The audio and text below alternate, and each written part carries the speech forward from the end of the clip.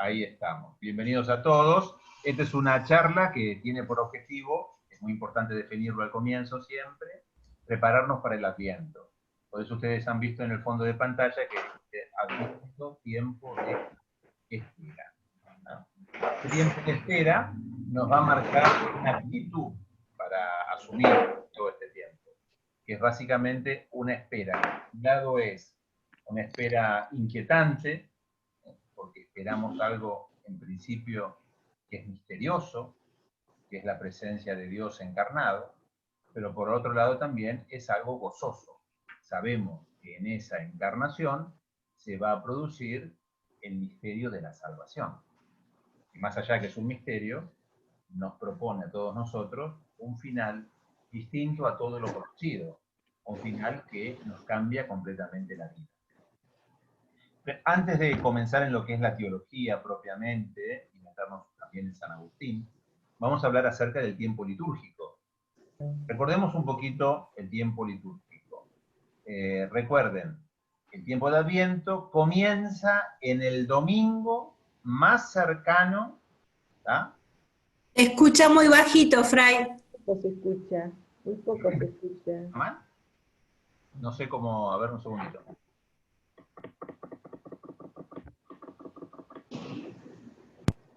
Yo no, ¿todos me escuchan mal o solamente de algunos? El resto como... Yo escucho perfecto. Y aquí no tengo ningún... Por eso, es un problema de los que se escuchan mal, no es un tema mío. No puedo hacer nada, lamentablemente. Bueno, continúo un poco. Yo lo he silenciado para que no haya interferencias entre ustedes. Entonces sería el domingo más cercano al 30 de noviembre, ¿tá? Que es el final del mes de noviembre, básicamente. En este caso, el más cercano es el día 29, ¿tá? Por eso celebramos el inicio del Adviento. Características que tiene el Adviento litúrgicamente hablando, por supuesto el color, ¿no? Nos llama automáticamente la atención. Siempre es un color morado, violeta, no negro. El negro, recuerden que solamente es para casos de difuntos, permitido dentro de la liturgia de la Iglesia. Otra de las características es lo que ustedes ven en el fondo de pantalla, que es la presencia de una corona de Adviento. Recuerden que la corona de Adviento no es de uso obligatorio porque no es de uso litúrgico. Por lo tanto, podrán ver ustedes iglesias que lo tienen o iglesias que no lo tienen. ¿Ah? Aquí en Fátima habitualmente lo tenemos armado, de hecho ya está armado, preparado para ser inaugurado. Otra de las características es que no es solamente un tiempo de espera y un tiempo de silencio o un tiempo más bien meditativo. Hay una semana, dentro de estas 4 semanas, que es la tercera, que se llama Semana de la Alegría. ¿Por qué? Porque uno va percibiendo que la presencia de Jesús se hace más actual, se hace casi inmediata. Por eso el color de esa semana, de la tercera semana, va a cambiar de morado a rosa. Ustedes van a ver al sacerdote que va a salir con una casulla, todo vestido de color rosa. No es de uso obligatorio tampoco. Hay parroquias que no tienen casulla rosa, por lo tanto no la pueden usar. Recuerden también que se usa solamente en 2 ocasiones durante el año la casulla rosa. Es este tercer domingo de Adviento y el cuarto domingo de la Semana Santa, de Cuaresma. ¿Ah? O sea que son los únicos 2. Hay que hacer una inversión para 2 días nada más, en este caso. Bueno, seguimos un poquito. También recuerden que otra de las cosas que se pide siempre, especialmente para los que son liturgos, los que tienen encargado de estar al frente de una parroquia o de una iglesia, es que las iglesias deben estar con flores, yo diría, de manera modesta. No tiene que haber abundancia de flores, más bien pocas en general, menos en el altar todavía, menos en el altar. Tampoco, digamos, la música, que es muy importante para los que son músicos, tienen que ser músicas en general de tono bajo, de ritmos más bien acompasados y solemnes. En principio no se podrían cantar canciones que llamen por ahí a un exceso de alegría. ¿Por qué? Porque están orientadas por ahí a otro momento, como puede ser la Pascua o la Navidad. No porque sean malas, sino simplemente porque no concuerda con el sentido del tiempo, nada más que eso. muy importante, ¿no? Que eso lo tengamos siempre presente. Esto lo podemos encontrar también reflejado en las oraciones. Todas las oraciones que ustedes van a ir escuchando a lo largo del Adviento, siempre nos van a introducir en el misterio de la espera, de la esperanza, de la preparación, de la purificación. ¿Eh? Son todos conceptos que uno los tiene que ir manejando, ¿no? ¿Por qué? Porque en el fondo siempre unimos a lo que es la venida de Jesús, que en realidad ya sucedió, porque Jesús ya ha nacido, no es que va a nacer el próximo 25, ¿no? Siempre lo unimos de alguna manera con su segunda venida, que es la venida del juicio, ¿ah? Y por lo tanto implica un proceso de conversión y de cambio dentro de nosotros. En ese aspecto se parece mucho a lo que es la Cuaresma. Algunos aspectos litúrgicos también que se pueden tener presentes. Es un tiempo en el cual no se pueden ofrecer misa de difuntos, ¿ah? Misa de difuntos.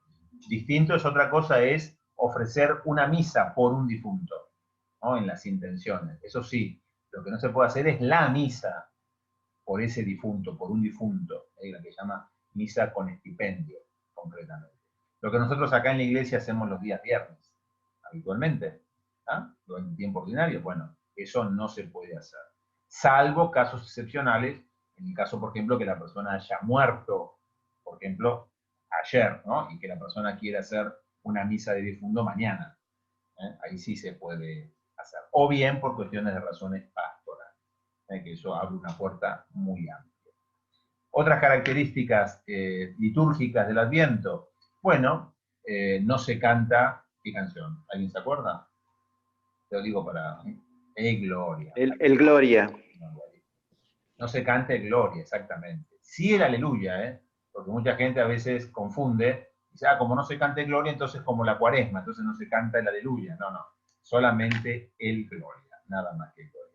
¿Por qué? Porque cuando llega el momento de la Navidad, se canta solemnemente y es la alegría, son las campanas, porque Jesucristo ha nacido, ¿no? Suenen campanas, suenen tambores, suenen guitarras, Susanas a Dios, siempre lo decimos, ¿no? En las canciones. Bueno, yo diría que litúrgicamente es eso, no hay mucho más. Por supuesto, hay que disponer el corazón para vivir ese tiempo, concretamente.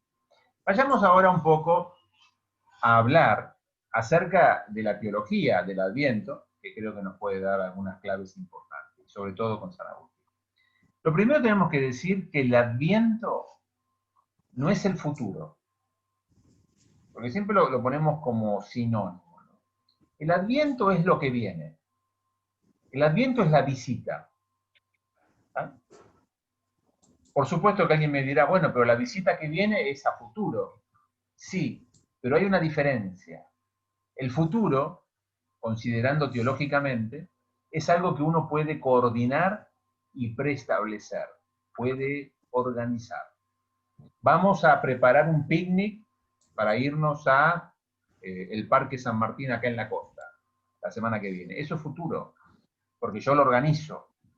El Adviento es lo que viene de manera inesperada, donde yo no tengo participación y no he decidido que eso suceda, pero sucede efectivamente en mi vida.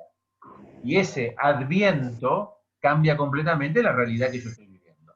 Por lo tanto, dos características.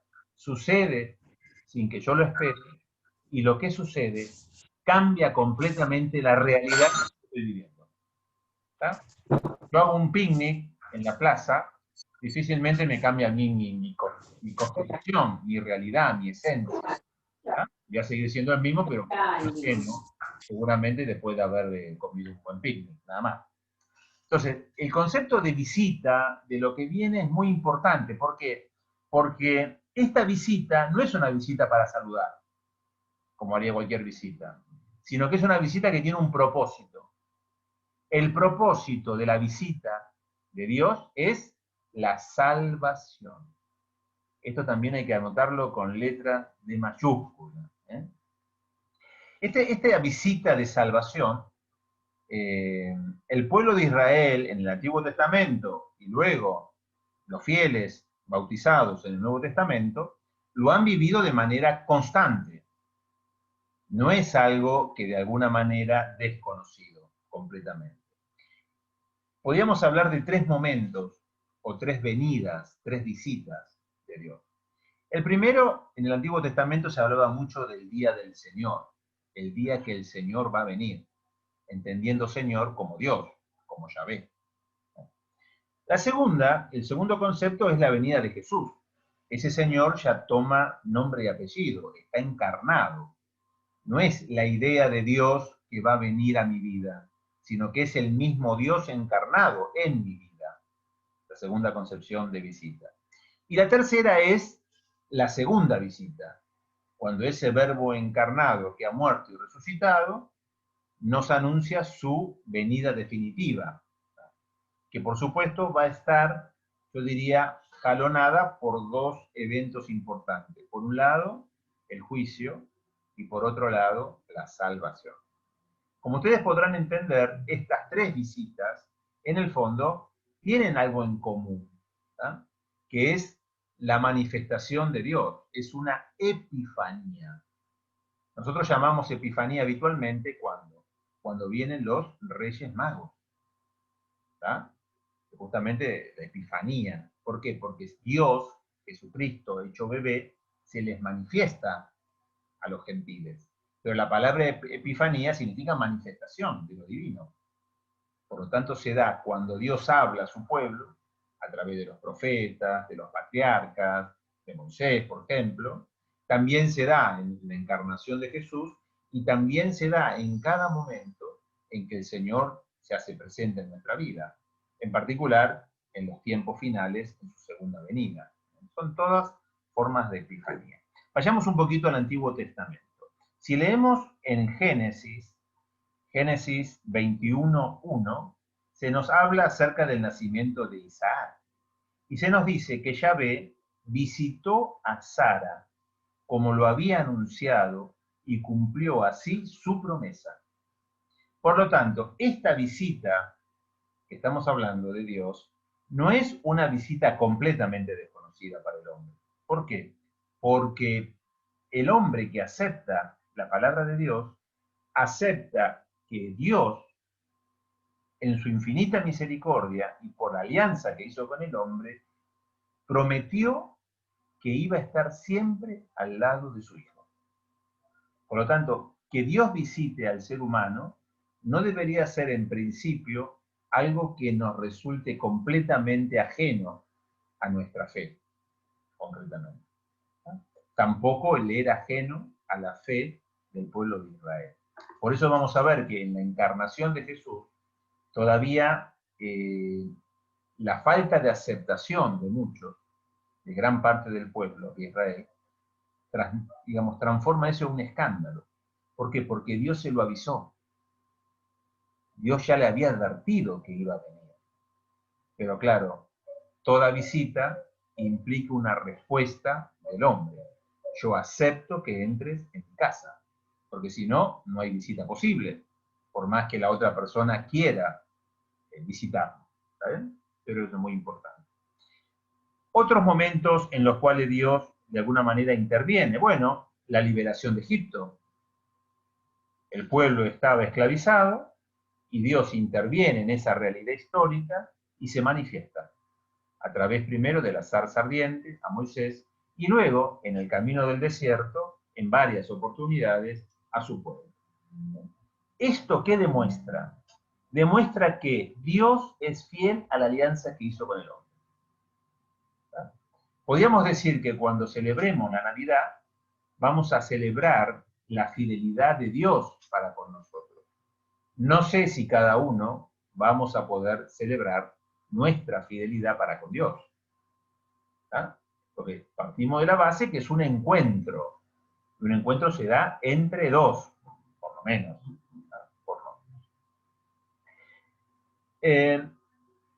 ¿De qué manera Dios va a visitar a su pueblo? Porque ya sabemos que lo va a hacer, y que lo va a hacer para salvarlo, porque va a cumplir su palabra. Dios es fiel a la alianza realizada. Pero lo va a hacer de una manera especial. Lo va a hacer con una forma que nosotros ya la conocemos. Es Dios como pastor. ¿Qué implica que sea Dios pastor? A ver, ¿qué opinan ustedes? ¿Qué podría hacer un Dios pastor? ¿Qué haría Dios? Vamos a contarlo. Nos cuidaría. Primero, No, si el nos pastor guía, nos cuida, Guía. se- primero nos cuida, segundo nos guía, como dijo nos guía, también. ¿Alguna cosita más?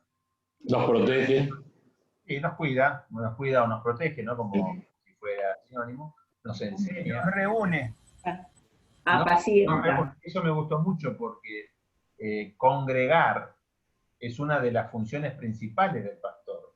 Porque cuando el pastor congrega, ¿qué hace? Evita que la ovejita se pierda. se Uno dispersa. se pierde, ¿no? Pero, en principio, el pastor congrega.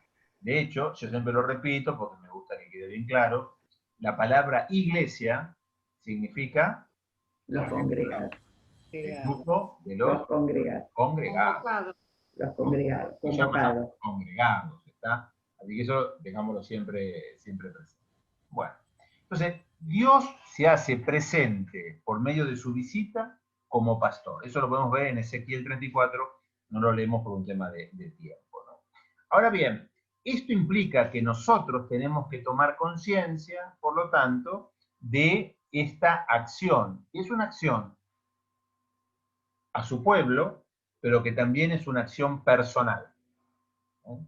Dios te cuida, te protege, te guía, te enseña y te congrega también personalmente. No solamente como si fueras una masa. Dios te llama por tu nombre concreto. Esto de que Dios te llama por tu nombre concreto nos tiene que dar idea a nosotros también de que Dios ya no es un pensamiento o una idea filosófica, sino que Dios es una persona que dialoga con cada uno de sus hijos. ¿Sí?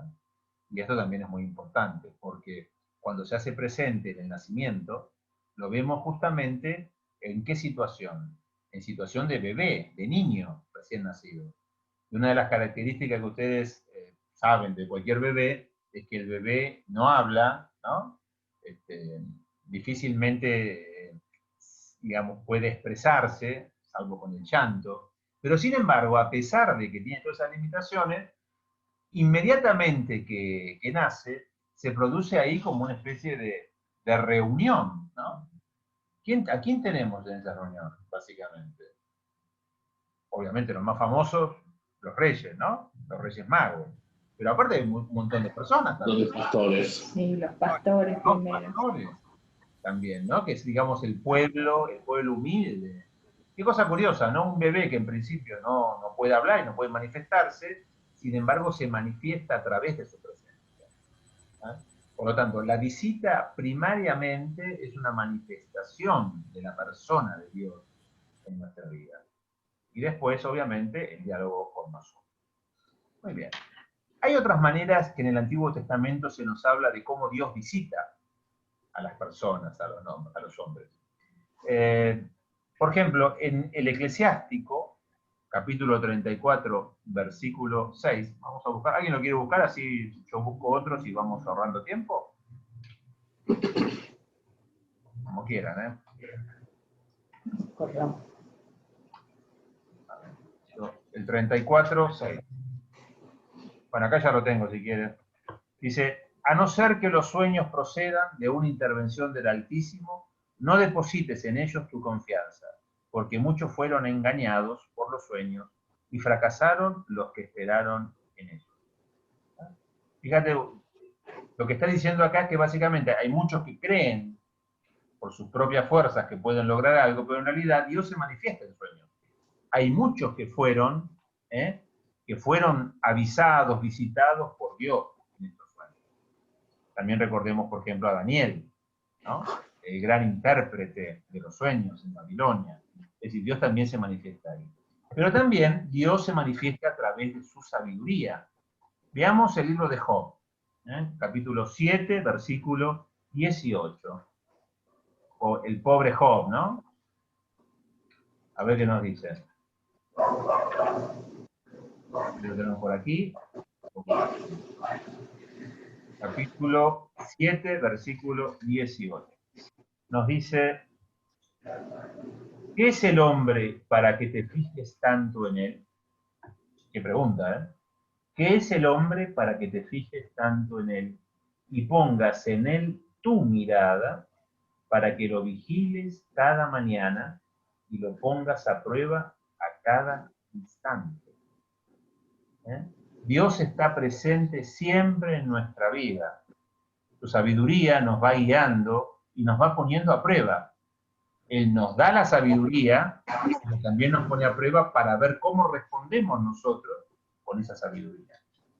Por lo tanto, la idea de que siempre en la visita se produce un voy, pero voy a encontrarme con alguien que tiene que responderme, está siempre presente.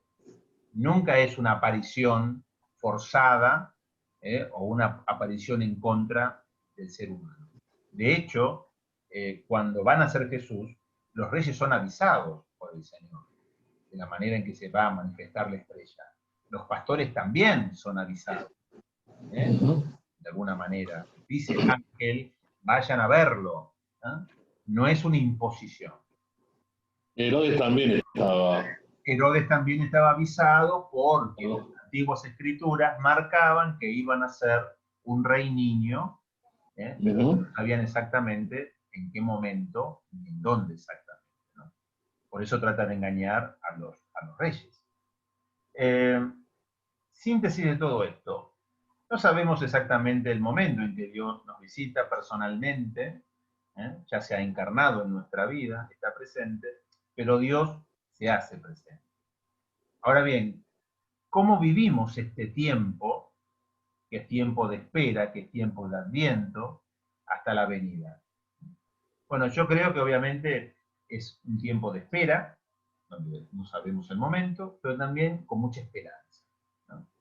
Es un tiempo en el cual nosotros tenemos la seguridad de que Dios no nos abandona, que Dios está con nosotros y que Dios nos va alimentando y nos va dando las herramientas necesarias para que se produzca este encuentro.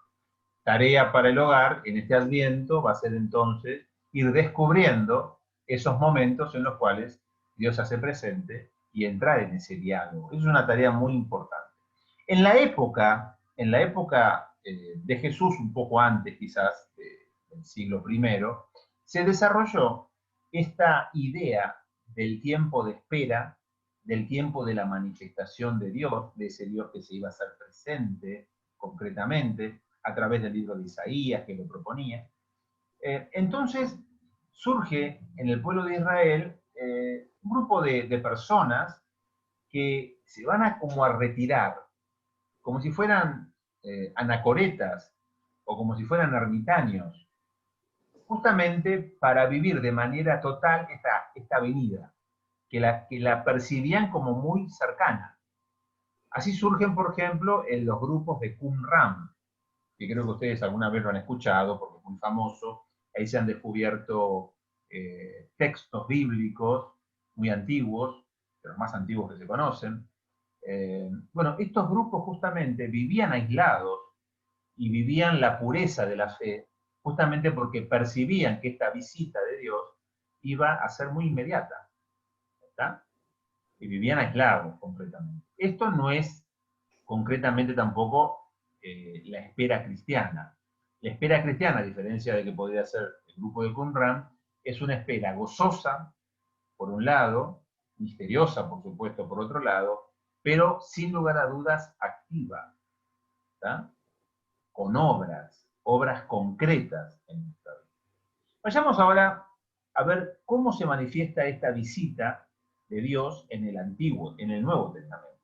Y para el Nuevo Testamento yo diría que lo que más nos conviene leer es Lucas, que nos habla mucho acerca de esto. Nos habla, por ejemplo, el Benedictus. Ahora, Señor, según tu palabra, puedes dejar a tu siervo irse en paz, porque mis ojos han visto a tu Salvador. ¿No? Ya nos advierte el Evangelio de Lucas que este plan que Dios tenía desde siempre, de encarnarse en nuestra vida, se ha cumplido definitivamente en Jesús. Esto, a diferencia de alguna manera de lo que era la concepción veterotestamentaria, es decir, del pueblo de Israel, introduce acá una acción que por un lado es salvífica, es decir, la salvación está presente, Pero también la novedad es esta, que es para todos. Esto es la novedad que trae el cristianismo. No es para un grupo de personas selectas o un pueblo determinado, concretamente, sino es para todos. La oferta es para todos, es universal. ¿Tá? Podemos leer en la primera carta de Pedro, capítulo 2, versículo 12, son las cartas católicas, ¿no? Son fáciles de encontrarlas porque están al final de todo el Nuevo Evangelio. Capítulo 2, versículo 12, yo estoy acá ya, se nos dice, lleven una vida ejemplar, como título, ¿no? Amados hermanos, les ruego que por ser extranjeros que viajan fuera de su patria, se abstengan de los deseos malos que hacen la guerra al alma. Lleven una vida ejemplar en medio de los que no conocen a Dios, los mismos que los calumnian como malhechores. Notarán el bien que ustedes hacen y por él reconocerán a Dios en el día en que los visiten. Fíjense que Pedro introduce claramente dos conceptos. Primeramente, que el cristiano debe ser ejemplo para cualquiera, porque como la salvación es para todos, todos somos ejemplos para todos. Buen ejemplo. ¿tá? Y por otro lado, ese ejemplo nos tiene que servir para manifestar al Dios que va a venir a visitarnos, que es la gran tarea del creyente. Manifestar a Dios. Cuando alguien lleva comida a algún lado, manifiesta a Jesús. Cuando alguien habla piadosamente, manifiesta a Jesús. Cuando hace alguien una actividad parroquial o alguna actividad caritativa, está manifestando a Jesús. La obra en sí es valiosa por esa manifestación, no por la obra en sí, porque de hecho hay muchas organizaciones de ONG que hacen obras valiosas, pero sin embargo no están dispuestos a manifestar a Jesús. ¿Ah? Fíjense la tarea que nos deja Pedro a todas nuestras comunidades cristianas. Sigamos un poquito. Siempre se nos va a hablar en las manifestaciones de Dios de una serie de signos, llamados signos pródromos, que son signos que son como signos digamos, tremendamente, digamos, exagerados. ¿no? Se producen, por ejemplo, grandes incendios, catástrofes, muertes, guerras, cataclismos de todo tipo. ¿Qué muestra esto? Que no hay que quedarse con esos signos, básicamente. Hay que profundizar un poquito más. ¿Qué nos quiere decir estos signos de la venida del Señor? Primero es que Dios va a participar en la historia. O sea, ¿vieron cuando se arma todo un escenario porque va a entrar la estrella principal? Bueno, Dios va a participar. ¿De qué manera va a participar Dios? Dijimos, como buen pastor. Lo hemos dicho. ¿Qué va a hacer ese buen pastor? Va a salvar al hombre de todas esas calamidades que pasan en el mundo. Y ustedes me dirán, pero bueno, pero ¿qué quiere decir entonces que Dios manda esa calamidad para luego él aparecer como estrella? No, para nada. La calamidad se produce justamente porque el hombre no acepta esa experiencia de Dios en su vida y necesita que Dios venga nuevamente a recordarle de su presencia. La calamidad no es fruto de Dios, sino que es fruto de la desobediencia del hombre. Sería algo así como la caída de Adán, ¿no? La calamidad de la caída de Adán no la produce Dios, la produce la desobediencia del hombre, concretamente. ¿Qué nos propone? ¿Qué nos propone el Señor entonces en esta venida, en esta llegada? Primeramente yo diría dos cosas. Primeramente un regalo. El reino de Dios es la oferta, ¿no? Esto es lo que yo le propongo. Y lo segundo, si queremos vivir en ese reino de Dios, una vida de santidad. Son las dos propuestas que Dios te da. Te doy el reino y te propongo que vos vivas acorde a ese reino que yo te estoy regalando. ¿no? A partir de todo esto, podemos entonces empezar a hablar acerca de este tiempo de Adviento que nos va a llevar al momento del nacimiento de Jesús. Primero, veamos en qué parte del Antiguo Testamento está anunciado esta venida de Jesús. Si vamos al profeta Isaías, capítulo 61, si lo buscan, me hacen un favor.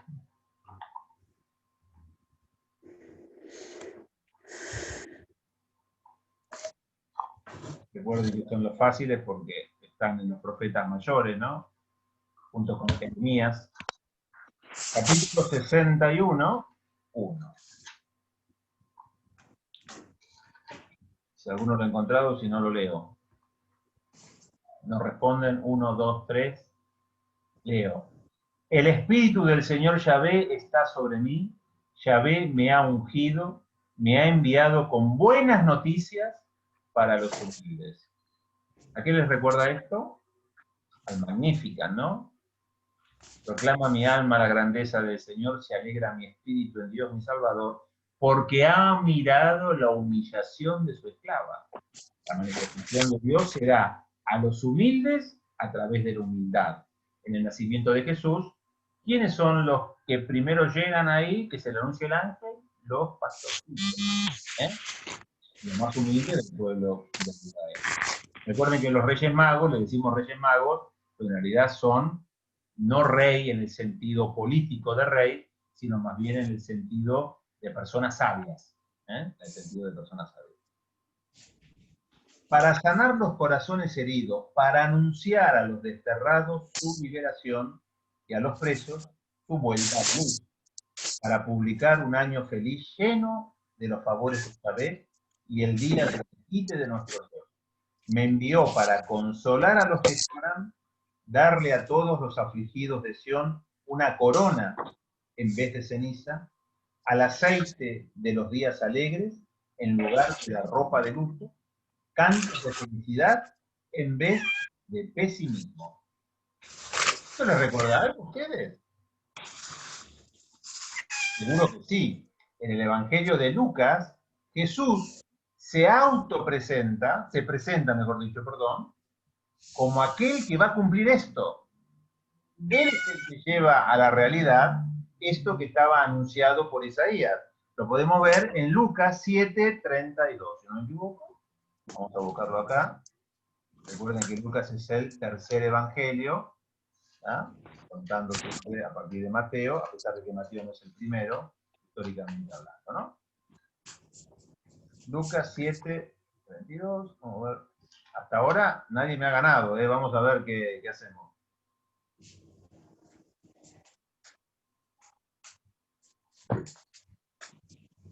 $22, perdón.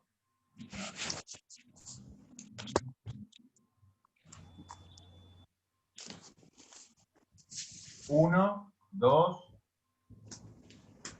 Estoy. Perfecto, vamos. Entonces, desde el 21. Desde el 21, bueno. En esa ocasión Jesús curó a mucha gente de sus enfermedades, de sus dolencias y de los malos espíritus, y devolvió la vista a muchos ciegos. Entonces respondió a los enviados: vayan a contar a Juan lo que han visto y oído. Los ciegos ven, los paralíticos caminan, los leprosos son purificados y los sordos oyen. Los muertos resucitan. La buena noticia es anunciada a los pobres. Y feliz aquel para quien yo no sea motivo de tropiezo. Ahí nomás. Esta experiencia que nos cuenta Jesús, este anuncio, ya lo había predicho Isaías, lo acabamos de leer en el capítulo 71. ¿Cuál es la diferencia? Entonces, porque en principio podíamos decir que aquellas personas que escuchaban este texto lo conocían de alguna manera, ya habían leído Isaías. Recuerden que Isaías era uno de los profetas más leídos en general y más conocidos. Yo pondría esta diferencia entre lo que decía Isaías y lo que plantea Jesús. Siempre, obviamente, sabiendo que no hay contradicción en la palabra entre el Antiguo Testamento y el Nuevo Testamento. simplemente hay una explicitación. Yo pongo esta diferencia, digamos. Lo que plantea Isaías es más bien un bien que va a venir de tipo temporal. Ese bien va a venir ahora, ya, en el momento que estamos. Perdón que estoy admitiendo gente mientras estoy hablando. Es algo que está pensado para el hoy o para el mañana, pero en el tiempo. En cambio, lo que plantea Jesús es algo que trasciende el tiempo. Ya esta realidad, donde los ciegos pueden ver, los pobres son felices, los enfermos son curados, es una realidad que trasciende lo temporal. Es el planteo de algo eterno, básicamente. Por lo tanto, los que creen en Jesús son aquellos que van a vivir esta realidad no solamente en un momento, sino que su vida va a ser eso. Yo creo que es una gran diferencia conceptual entre ambos. Y es importante que lo veamos. Lo que dice Jesús está orientado más bien hacia la vida eterna. Mientras que lo que plantea Isaías, preanunciando lo que va a hacer Jesús, es más hacia el tiempo. Quiero diferenciar eso. Pero la otra diferencia fundamental es que lo que nos pide Jesús es hacer el bien. Es decir, todo este camino de vida nueva va unido a que el hombre haga el bien también. Es decir, que haga las obras necesarias en este mundo nuevo, en esta realidad nueva que nos propone. Es la práctica del bien. Es como decía San Pablo, no es la carrera de cristiano. Correr la carrera que vale la pena correrla. Porque hacer el bien y aspirar a esta vida nueva, que es eternidad, aún en el tiempo, implica en el cristiano muchas veces renuncias, sacrificios, combate, un combate espiritual. Por eso esto que he dicho recién, el sacrificio, la purificación, el combate espiritual, es un poco la línea que nos va a marcar el Adviento. No es solamente espera, es sacrificio, es purificación. San Agustín va a usar una palabra que es muy interesante, es conversión. Es tiempo de conversión. Tiempo de conversión y también de penitencia. Vayamos ahora, una vez que hemos hablado sobre lo que es la palabra, hablemos un poquito acerca de San Agustín. Yo tengo para 10 minutitos más. Después abrimos un poquito a preguntas. San Agustín también, en coincidencia con la palabra de Dios, va a hablar de 3 momentos o 3 venidas, típico en San Agustín, por otro lado, ¿no? Que siempre divide estructuralmente su explicación. Hay una, yo diría, primera venida, que es el momento de la encarnación. Jesús se hace presente en cuerpo. Su divinidad se hace presente como persona humana, verdadera persona humana, de naturaleza, bien de naturaleza. En este momento del nacimiento de Jesús, Dios nos pide un tiempo de conversión. Tomar a este niño pequeñito y humilde en nuestra vida para asemejarnos a él. Ser como niños, vivir la humildad expresada por María. San Agustín dice que este tiempo es como si fuera un tiempo oculto del juicio. Es un tiempo en el cual hay juicio, pero está oculto, porque todavía no lo vemos. ¿En qué sentido el juicio? En que tenemos una misión, asemejarnos a Dios, a Jesús encarnado. Jesús es signo de la humanidad perfecta. Y Él nos da la gracia para que nosotros podamos vivir esa humanidad perfecta que Él nos presenta. Ya no tenemos la excusa de decir, no puedo cumplir un montón de leyes. No se trata de cumplir leyes, se trata de ser otro Cristo. Vivir como el Señor ha vivido. San Agustín va a decir la imago Christi, la imagen de Cristo. Que nosotros seamos esa imagen de Cristo. Que la hemos recibido ¿cuándo? en el mismo momento de la creación. ¿Ah? Porque Dios hizo todo a su imagen y semejanza, hizo al hombre a su imagen y semejanza. Por lo tanto, esto no es una novedad en sí misma. La única diferencia es que ahora esa imagen es presentada directamente en la persona de Cristo. Más fácil no lo podía hacer Dios. Nos regaló prácticamente la salvación en las manos. La salvación en las manos. Hay un segundo momento, una segunda venida que plantea San Agustín, que nos habla de la venida de Jesús, de Dios, en la historia. Es como si fuera una invitación que Dios nos hace. En cada momento de nuestra historia, nos recuerda que la oferta de salvación está presente y que esa oferta está a disposición de cada uno de nosotros y para todos. Él utiliza una frase que es hermosísima, ¿no? El Cristo que pasa. Es el Cristo que pasa en nuestra vida. ¿Cómo nos va a encontrar ese Cristo que pasa? Seguramente con el teléfono en la mano, ¿no? Eso casi con seguridad, lo diría yo, ¿no? Eso no hay duda que nos va a encontrar así. Pero, ¿qué vamos a hacer nosotros con ese Cristo que pasa? ¿Estaremos dispuestos a dejar el teléfono? Es decir, dejar al lado el ruido de la vida para prestarle atención a este Cristo que pasa. Él se manifiesta de esta manera. Y en tercer lugar, es finalmente la venida del Cristo al final de los tiempos. Es un Cristo que juzga y que se va a manifestar como juez, pero también como Padre misericordioso. Y menos mal que se va a manifestar como Padre misericordioso, porque si no creo que todos perdemos el juicio, ¿no? Casi con seguridad, diría yo. Bueno, este tiempo entonces de encarnación, ¿cómo nos va a encontrar a nosotros? ¿Cómo nos pide San Agustín que vivamos este tiempo previo a la encarnación? Primero, tiempo de purificación. Segundo, tiempo de conversión. Tiempo de escucha. Tiempo de ver. Tiempo de percibir la luz de Cristo. Es muy interesante un cuadro que se llama creo, la presentación de los reyes.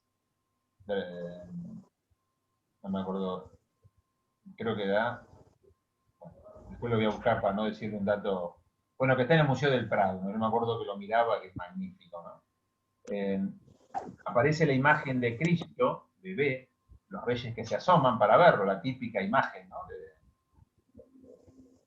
de los reyes con el Señor, y de Cristo se nota claramente cómo la luz nace, ¿no? Cómo la luz se manifiesta. Bueno, esa luz, nosotros ya en el Adviento la empezamos a percibir. ¿Vieron cuando decimos the light at the end of the tunnel, ¿no? O sea, vemos la luz al final del túnel. Bueno, eso ya lo empezamos a ver en el Adviento. Es importante que lo veamos y que estemos dispuestos a seguir caminando, aún en los esfuerzos, ¿no? Porque sabemos que está. En definitiva, la vida del cristiano siempre debe ser una vida de Adviento, una vida de vigilancia, de ser conscientes de que Cristo está pasando en un punto concreto en la Navidad, pero que pasa siempre a lo largo de nuestra vida. El Adviento, si bien lo vivimos un mes antes para preparar la Navidad, debe ser una actitud del cristiano, ¿no? De la espera esperanzadora, de la conciencia de lo que somos y de lo que estamos llamados a hacer. Bueno, otra cosa importante que podemos hacer durante el Adviento, según San Agustín, bueno, examinar cómo está nuestra fe. Nuestra fe en el sentido de si la providencia de Dios actúa en nosotros. Lo que Dios nos va diciendo por su providencia, que es sabiduría, nosotros realmente lo estamos mirando, lo estamos meditando, simplemente estamos distraídos en otras cosas, ¿no? Creo que eso es muy importante también. ¿Por qué es importante? Porque justamente por Cristo alcanzamos la salvación. Cristo es la llave de esa salvación. De tal manera que cuando nace el niño, lo que están haciendo es nuestra salvación. Que por otro lado, no lo hubiéramos tenido de ninguna manera. Por eso la Navidad se transforma en gozo. Porque estábamos perdidos y fuimos encontrados. No es tanto que nosotros encontramos a Jesús en el niño. ¿Vieron cuando los pastores van a buscarlo? O los reyes lo van a ver. En realidad es Jesús el que los encuentra a ellos. Y también nos encuentra a nosotros. Si tenemos esa actitud de querer estar ahí, ¿no? Es muy lindo esto realmente, porque a veces pensamos que somos nosotros los que hacemos todo, y no nos damos cuenta que es Jesús el que toma la iniciativa, aún como niño que no sabe hablar. Qué fuerza de atracción tenía Jesús, que tantas personas que no lo conocían, de solo enterarse de que iba a pasar, se acercaban y cambiaban su vida. Hace poquito leíamos nosotros, ¿te acuerdan, no? La historia de Zaqueo. Qué cambio, ¿no? Un peticito, un bajito, sin embargo se enteró, escuchó que iba a pasar Jesús y se subió al árbol, ¿no? ¿Quién fue a buscarlo? ¿Zaqueo o fue Jesús el que fue a buscarlo? Lo vemos muchos casos en el Nuevo Testamento. La hemorroísa, cuando sabía que iba a pasar Jesús, se lanzó a buscarlo a Jesús, a tal punto que seguramente estorbaba y molestaba a los discípulos que querían dejarlo a un costado, ¿no? ¿Fue ella la que fue a buscarlo o fue Jesús el que la encontró a ella? O el ciego que lo esperaba al costado de la vera, ¿no? Mientras él pasaba, y que dijo, Señor, Señor, aquí estoy, ¿no? Bueno, Jesús se acerca y lo cura, ¿no? Yo creo que es muy importante vivir este Adviento como ese tiempo para darnos cuenta que Jesús está pasando por nuestra vida. Esto es un concepto bien agustiniano, bien agustiniano. Jesús pasa, vos tenés que darte cuenta de que Jesús pasa. En el fondo, la persona cristiana que tiene esperanza, es aquella persona que sabe que en algún momento se va a producir ese encuentro definitivo. ¿En qué consiste esta esperanza? Este encuentro definitivo del Señor con nosotros. Bueno, reconocimiento. Primero, reconocer que Jesús es el dueño de la vida y de la muerte. Es el dueño de nuestra vida, de nuestra historia. La segunda, la seguridad de que si el Señor ha resucitado y nosotros nos unimos a Él, nosotros resucitamos con Él. Segundo concepto de la esperanza cristiana fundamental. Y tercero, que habrá un tiempo en el cual se producirá esa consumación de la historia, el final de los tiempos, y en el cual finalmente esa venida que hoy la vivimos como preparación, como purificación y conversión, será definitiva y total. Será definitiva y total.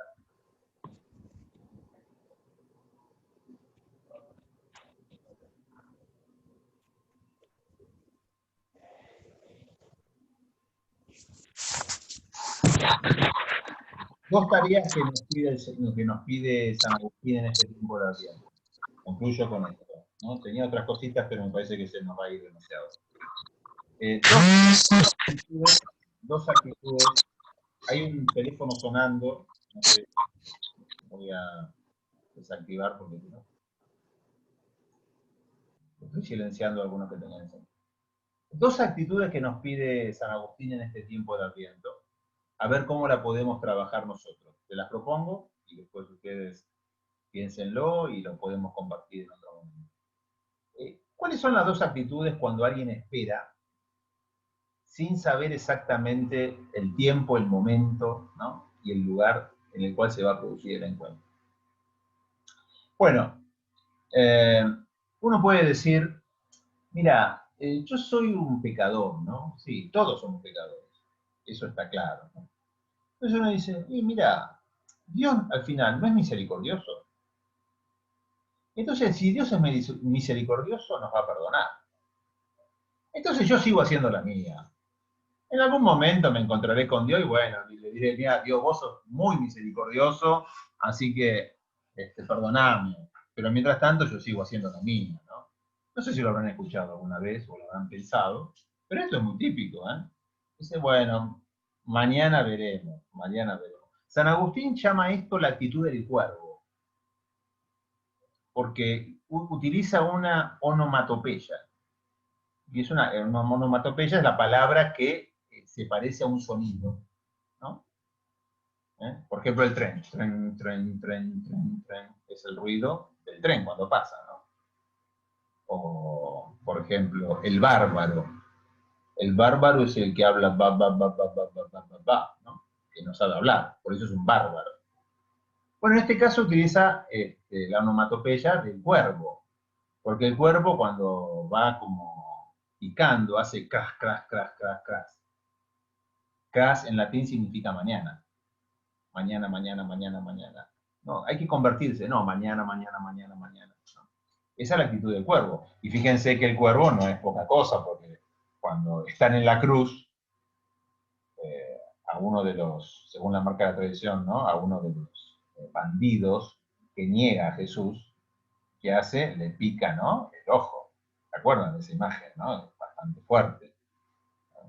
Ese en el fondo es eso, ¿no? La persona que dice mañana, mañana, mañana, esa persona que no quiere ver. No quiere ver la realidad, porque la realidad es hoy, no es mañana.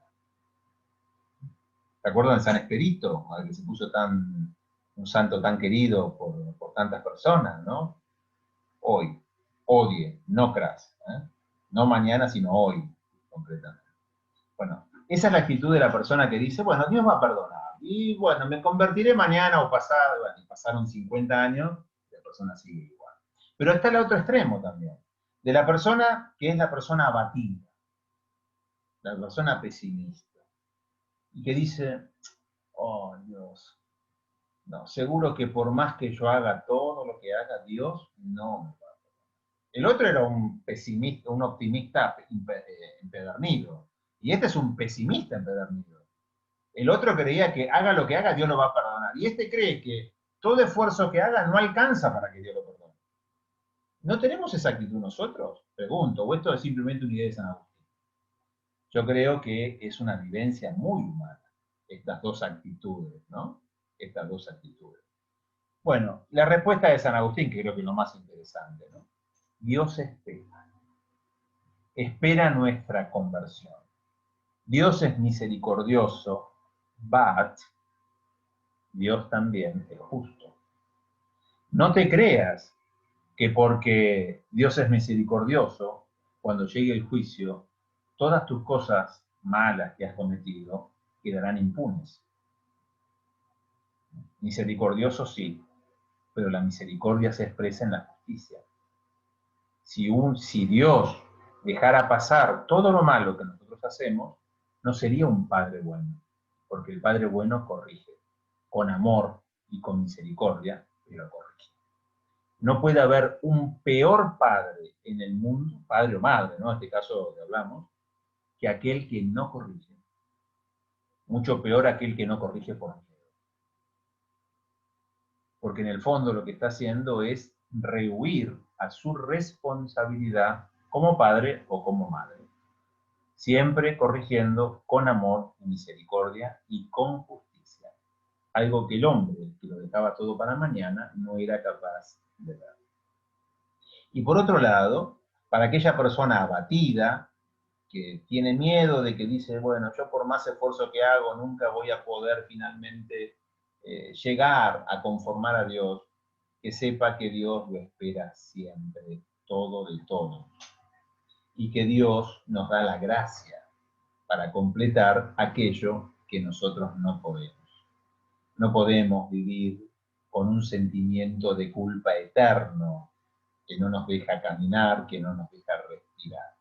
Si hicimos algo mal, Dios nos espera en la confesión, y este tiempo de Adviento es muy importante, que nos animemos sobre todo a encontrarnos con Dios en este tiempo.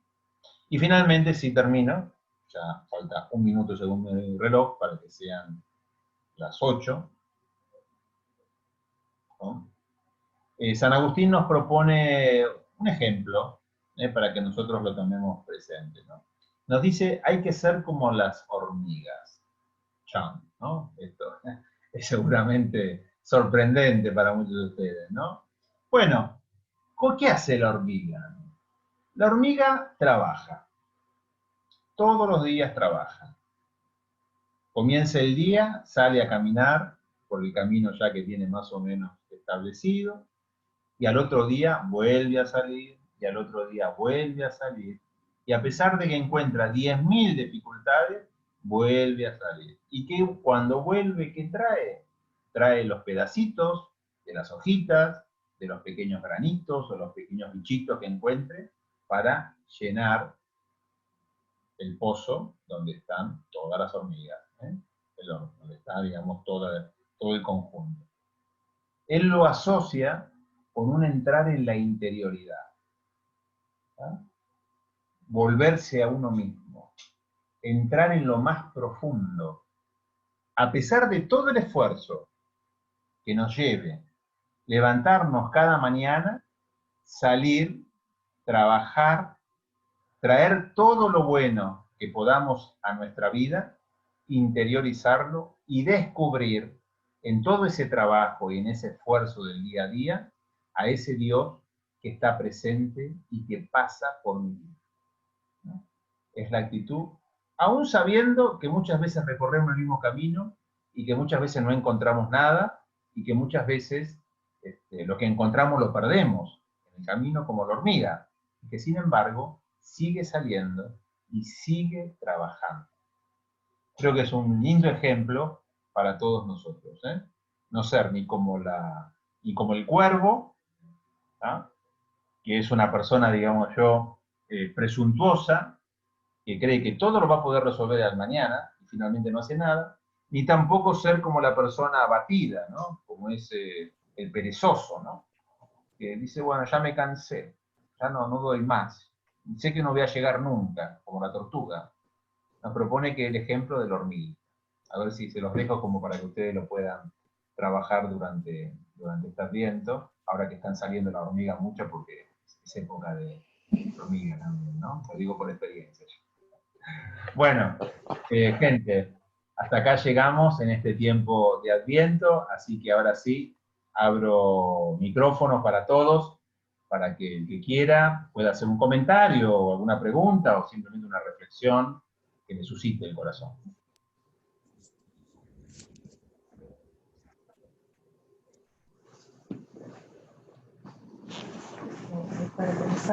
No. Vos sabés que de todo lo creado por Dios, en el cielo y en la tierra, lo mejor que hizo somos nosotros. Por eso el amor hacia nosotros es como la hormiga, incansable, de Dios hacia cada uno de nosotros. Y no solo eso, sino que nos hace partícipe de ese encuentro, cuando nos da la responsabilidad de enderezar el camino, nuestro camino. Porque en la gracia y en el amor de Dios por cada uno de nosotros, por lo que le corresponde a Dios, hay una parte que te la cede para que vos también seas parte de lo que es Él. Eso pasa en todas las actitudes que uno tiene a través de lo que hace dentro o fuera de una comunidad, de una iglesia o en la vida personal. Te hace partícipe de ese amor que irradia a todos. Yo por lo menos... ¿Puedo hacer un comentario de lo que vos estás diciendo? Me gustó mucho. Yo no lo iba a hablar, pero bueno, hasta que salió el tema, lo toco. Es muy importante tener presente que esta venida de Dios, ¿sí? este Dios que pasa, como vos decís, que se hace presente, que nos da cosas, no nos quita nada. La presencia de Dios nunca nos quita nada. Digo esto porque hay muchas personas que tienen esa idea, ¿no? De un Dios Padre castigador, castrador, que te limita, que te condiciona. Dios nunca quita nada. Al contrario, Dios lo da todo. Todo. Absolutamente todo. La venida de Dios no limita tu venida, tu llegada, vamos a decir, de alguna manera. ¿Está? ¿Por qué? Porque cuando Dios viene, Dios te introduce a vos en la existencia de Dios. Y cuando Dios te introduce en la existencia de Él, tu vida se transforma en vida eterna. Sin Dios, tu vida es una vida limitada. ¿Limitada por qué? Por la muerte. Es algo que pienses que vivís eternamente. Conocemos muchos ejemplos, lamentablemente, de personas que se creían eternos. Y de un día para otro murieron. Y todos nos quedamos sorprendidos, ¿no? De la muerte. Lo hemos visto en familiares, lo hemos visto en personas muy famosas, bueno, hace poquito lo hemos visto también, ¿no? La historia de los discípulos. Cuando uno vive en Dios, uno ya vive esa vida eterna. Entonces, no solamente Dios no te quita nada, sino que amplía totalmente tu vida, la plenifica. Por eso decimos que un cristiano no le tiene miedo a la muerte, porque Dios nos ha sacado de ese paso del ser a la nada. ¿Está? Digo esto porque hay mucha gente que tiene miedo de eso, ¿no? Porque dice, bueno, si Dios está, Dios me condiciona. No solamente no te condiciona, sino que plenifica tu ser totalmente. Distinto es aquellos que llegas a un punto y desaparece todo, ¿no?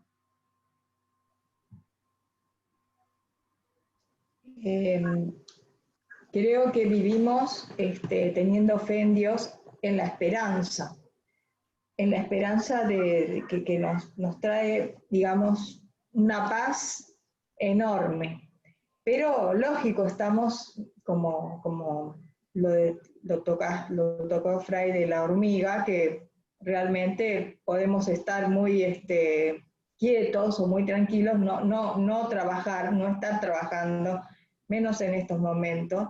Pero yo creo que Dios también nos busca, estoy de acuerdo, y nos pone nuevamente en camino. Aun cuando estamos con tantas dificultades, más en estos momentos y en estos tiempos, que cuesta mucho que la gente crea y tenga fe. Yo pienso que desde este lugar trabajo muy poquitito, tal vez con uno, pero lo sigo, aunque sea desde mi casa, aunque no vea a esa persona, lo llamo, estoy hasta que logro algo, pero siempre pensando en Dios, ¿no? Pero no con... ¿Cómo se nota la diferencia fuerza entre la persona que tiene esperanza y la persona que no la tiene? ¿Sabés dónde lo ves mejor eso? Frente a la pérdida de un ser querido. Ahí se nota bien claro entre el cristiano que tiene esperanza, que muere, pero no muere, sí, y aquella persona que no tiene esperanza, que realmente ha muerto. Para el cristiano que cree, morir no es algo definitivo. Y eso se nota mucho, cuando uno, sobre todo cuando uno va a hacer responsos, se nota claramente, sobre todo en los familiares, ¿no? Siempre hay alguno que nos llama, que tiene más fe, más esperanza, más caridad, y los otros son medio refractarios, ¿no? A eso.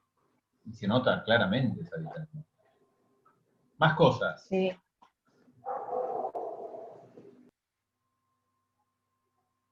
Sí, Judith. A mí me quedó el tener esa actitud esperanzadora para la escucha,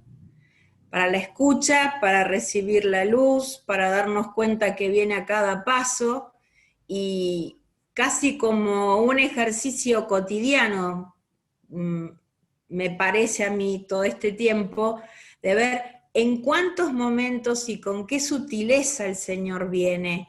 Y uno dice, esto solamente es providencial, no hay otro modo. pero de la índole que sea, así sea de un buen gesto, de una sonrisa, de lo que sea. Y creo que es un tiempo para eso, para saber estar atento a la escucha.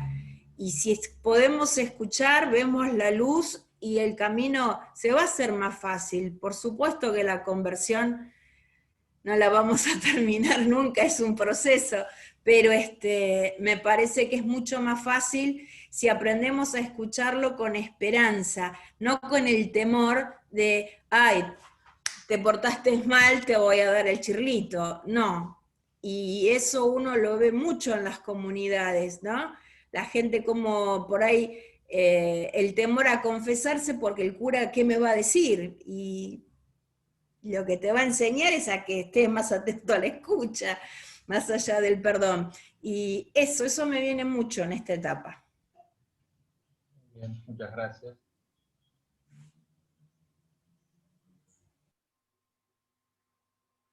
Bueno, si no hay más entonces intervenciones, terminamos ahí, concluimos. Así que espero que lo puedan meditar, sobre todo, porque el tiempo de Adviento es tiempo de meditación. Y bueno, ahora sí, espero que sea el último encuentro, por lo menos de este tipo, hasta Navidad por lo menos. Después de Navidad seguimos hablando de otra cosa, si les parece. Bueno, muchas gracias a todos. Esto lo queda grabado y lo pueden compartir con nuestras comunidades.